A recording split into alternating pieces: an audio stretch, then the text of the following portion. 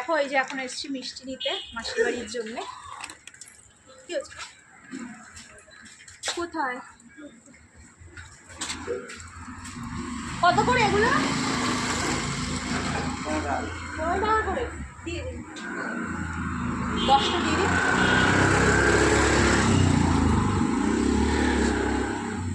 আর ওইগুলো কত করে? ওইগুলো হ্যাঁ 1.5 টাকা দিয়ে দিন। এখন কোনটা খাবি? এটা নেবো না এটা নেবো? বল। যা খুশি। কোনটা খাবি? এটা না এটা? এটাই। এটা নেবো। আচ্ছা এটাই দিয়ে দিন।